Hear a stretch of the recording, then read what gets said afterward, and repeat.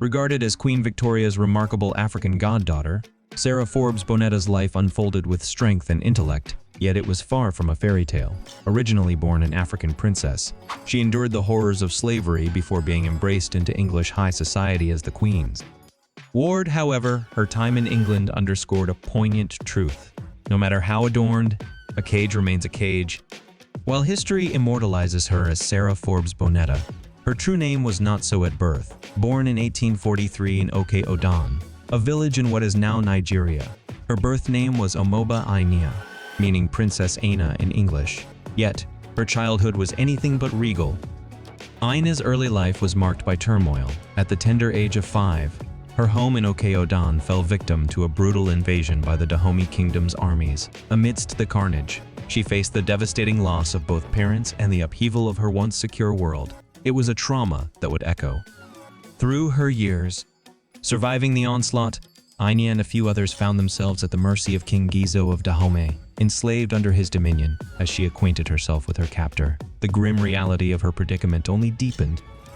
King Gizo of Dahomey epitomized brutality, a rugged figure enamored with military conquests and the exploitation of slavery as a means of dominance. He showed no inclination towards granting Aina her freedom outright. For 2 arduous years, she remained ensnared in his service. Her prospects appearing bleak, then an unforeseen twist altered her fate. Following 2 years of captivity, an unexpected visitor graced Dahomey's shores. Captain Frederick E. Forbes of the British Royal Navy, tasked with a diplomatic mission to dissuade King Gizo from perpetuating the Atlantic slave trade. A futile endeavor, to say the least. Forbes faced an uphill battle, yet amidst the fruitless negotiations, a glimmer of hope emerged. In accordance with customary protocol, gifts were exchanged between Captain Forbes and King Gizo amidst the commonplace offerings of a footstool, fine fabrics, liquor, cowrie shells, and ceremonial stools. A peculiar present emerged. A young girl, Ina's destiny took an unexpected turn. Despite the incongruity of the situation, King Gizo bestowed Aina upon Forbes, perhaps as another potential tribute for Queen Victoria. Sensing the implicit threat of refusing, Forbes reluctantly accepted her, recognizing her elevated status and the dire consequences awaiting her otherwise. Aina's predicament, however, was graver than initially perceived. As a captive of elevated stature, Aina found herself teetering on the brink of certain demise. The impending annual customs of Dahomey loomed ominously, notorious for its macabre rituals, chief among them mass executions enacted as ceremonial sacrifices. Trapped in the midst of impending horror, Aina stood perilously exposed to the impending darkness. Forbes keenly sensed the urgency of Aina's situation. He meticulously noted in his journal that refusing Aina as a gift was not a viable option, as it would inevitably seal her fate, likely resulting in immediate execution. Faced with such dire consequences, who could dare to turn away? Aina's very life hung in the balance. Fortunately, Aina found herself spared from impending doom. Captain Forbes accepted her and arranged for her journey to England under his guardianship. Yet, despite this reprieve, one can only imagine the tumult of emotions she experienced. Entrusted to a stranger, her anxiety must have been palpable as she embarked on a voyage to an unfamiliar land, leaving behind all she had ever known. Now bound for England, Aina grappled with the prospect of bidding farewell to her homeland, uncertain if she would ever return. Amidst the whirlwind of emotions, one can only speculate on the turmoil raging within her. Yet, amidst the uncertainty, there remained a semblance of identity, a tether to her past. However, upon departing King Gizo's domain, Forbes made an unexpected detour to Badagry, a former hub of the slave trade.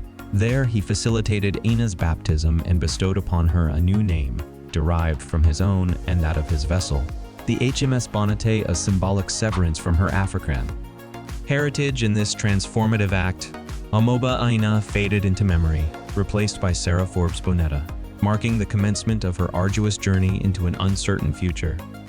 During the initial phase of their journey to Britain, Forbes couldn't accompany Sarah immediately, as he still had duties to fulfill in Africa. Consequently, Sarah found herself spending considerable time aboard the HMS Bonetta, navigating the unpredictable seas alongside the crew, a scenario likely marred by bouts of seasickness.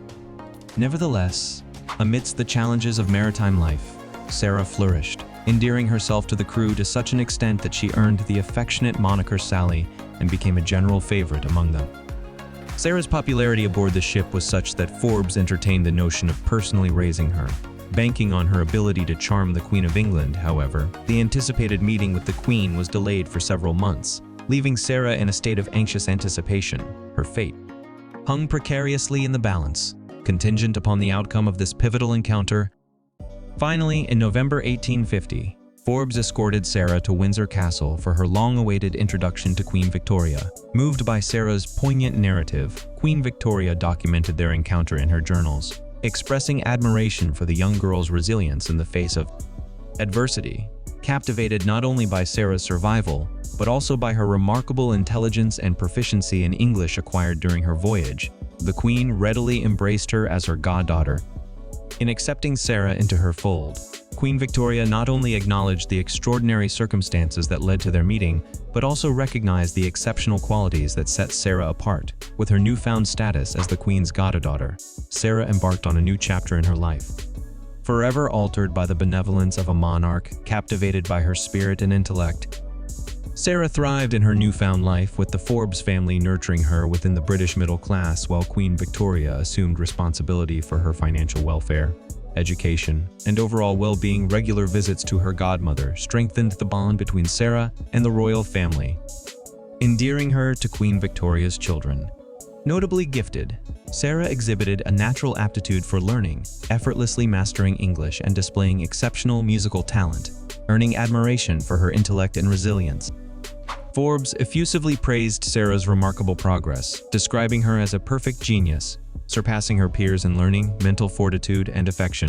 Amidst the backdrop of a promising future, tragedy struck once more as Captain Forbes succumbed to illness in early 1851. Sarah, still acclimating to her new life, found herself thrust into uncertainty yet again, grappling with the loss of her mentor and guardian. Compounding her grief, Sarah's health faltered, plagued by a persistent cough exacerbated by prevailing beliefs that Africans were ill-suited to England's climate. In a decision reflecting the era's misguided mental notions, Queen Victoria resolved to remedy Sarah's condition by sending her back to Africa. Thus, at the tender age of 8, Sarah embarked on a journey to attend the Annie Walsh Memorial School in Freetown, Sierra Leone, envisioned as a haven for the young girl. However, reality proved far harsher than anticipated. Despite excelling academically and musically at the Annie Walsh Memorial School, Sarah found herself increasingly discontented with her surroundings. Despite Queen Victoria's efforts to lift her spirits, after enduring 4 years of unhappiness, Sarah returned to England in 1855 at the age of 12. However, the Queen opted against welcoming Sarah into her own home, instead arranging for her to lodge with yet another unfamiliar family. This time, however, the Queen's choice proved providential. Reverend James Frederick Scowen, a former missionary in Africa, his wife Elizabeth, and their daughter Annie warmly welcomed Sarah into their fold. Thriving in her new environment, Sarah forged a deep bond with the Scowen family, affectionately regarding Mrs. Scowen as Mama. Resuming her visits to the Queen and integrating into the royal household, Sarah found contentment once more. However, in 1861, her stability was shattered yet again as Queen Victoria decreed a change in her residence, uprooting her from the Scowens' care. Despite Sarah's objections, the Queen insisted she relocate to Brighton under the guardianship of Miss Sophia Welsh. The Queen's rationale, ostensibly to prepare Sarah for life in British society, elicited skepticism, particularly as Sarah had already been placed with middle-class families twice before. Nevertheless, the decision marked a significant turning point as Sarah, now 18, was thrust into the spotlight of British high society, becoming the subject of public scrutiny and gossip. The British populace was well aware of Sarah's close ties to Queen Victoria and the royal family. However, Sarah soon discovered that public recognition as a friend of the royals came with a hefty dose of scrutiny, particularly regarding her ethnicity. Despite England's abolitionist stance, prevalent racist attitudes persisted, casting doubt on the intellectual capabilities of Africans. Sarah's exceptional intelligence and royal approval challenged these biases, sparking both fascination and condemnation in the media. Sarah's presence among England's elite incited a flurry of attention and commentary, with her achievements often unfairly dissected purely for the sake of scrutiny. The juxtaposition of a respected African woman rubbing shoulders with the country's affluent and powerful figures confounded societal norms and invited disdain from those resistant to change. In 1858, Sarah received a formal invitation to Princess Victoria's wedding, an event that garnered widespread media coverage. The Illustrated London News, among others, made a point of announcing Sarah's attendance, emphasizing her status as a young African princess invited by royal command. 4 years later, Sarah also graced Princess Alice's wedding with her presence. Little did she know that she would soon be making her own journey down the aisle that same year.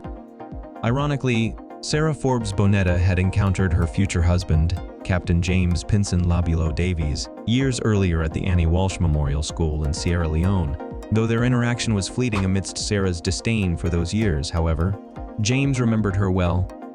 At 19, Sarah found herself facing a marriage proposal from her former classmate, now a wealthy businessman. Despite James's financial success, Sarah, recognizing the intrinsic value of her peace of mind over material wealth, hesitated to accept. In a letter to Mrs. Scowen, she expressed her reluctance, adamant that she could never learn to love James solely for his wealth. Despite Sarah's clear opposition, James sought Queen Victoria's approval, disregarding her wishes. Shockingly, the Queen endorsed the union, leaving Sarah powerless to prevent it. Thus, against her will, Sarah found herself walking down the aisle with James in August 1862 at St. Nicholas's Church in Brighton, East Sussex. Though Sarah's feelings were sidelined, her status as the Queen of England's goddaughter seemingly afforded certain privileges in the wedding arrangements, highlighting the complexities of her relationship with both her godmother and her new husband. The marriage of Sarah and James, financed by Queen Victoria, showcased opulence befitting the monarch's goddaughter. The ceremony, officiated by the Bishop of Sierra Leone, featured an impressive entourage of 16 bridesmaids and 10 horse-drawn carriages, adding to the spectacle. The wedding party was orchestrated to highlight interracial escorting, a notable departure from societal norms.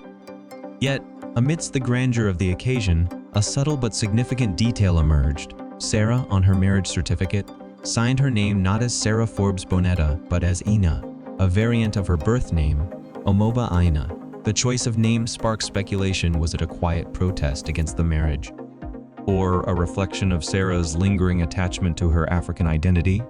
Queen Victoria, keen to preserve Sarah's prestigious identity as Sarah Forbes Bonetta, took deliberate steps to solidify her status. Shortly after the wedding, the Queen commissioned Camille Sylvie, renowned for photographing England's elite, to capture Sarah and James.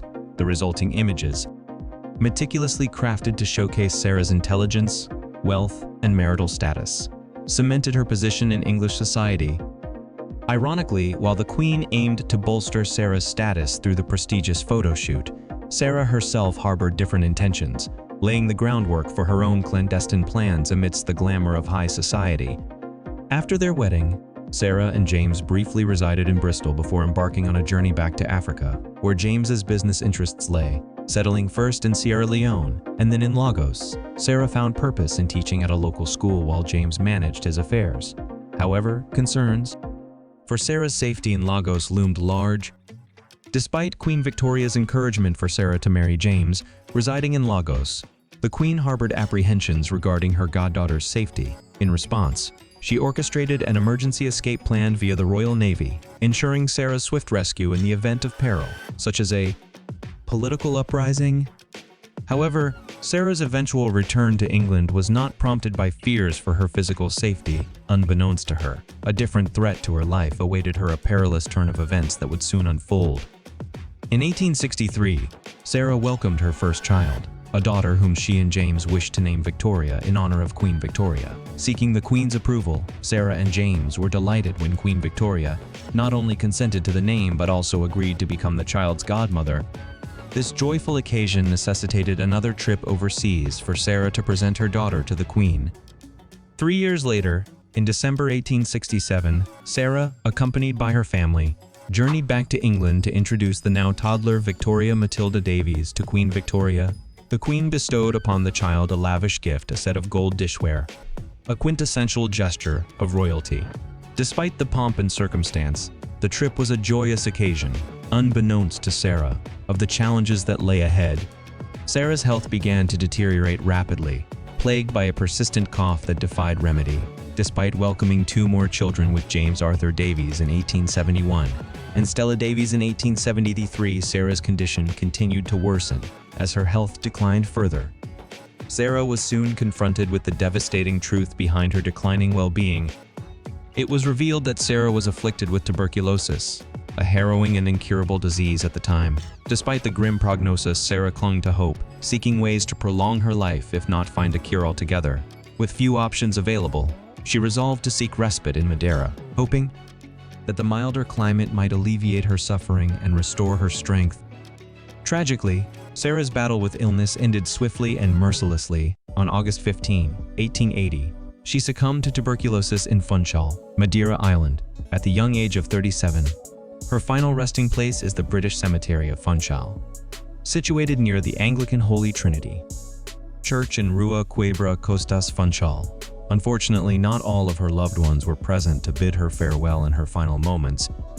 Sarah's 17-year-old daughter, Victoria, was en route to Osborne to visit the Queen when she received the devastating news of her mother's passing. Queen Victoria, in her journal, described Victoria as dreadfully upset and distressed by the loss of her mother.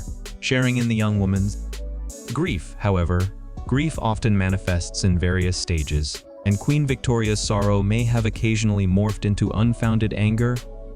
An entry in Queen Victoria's journal hinted at a sense of blame directed towards Sarah's widower, James, for her premature death. The Queen's resentment was palpable in the line. Victoria's father has failed in business, which aggravated her poor mother's illness, casting a shadow over James's reputation. Nevertheless, James mourned Sarah deeply.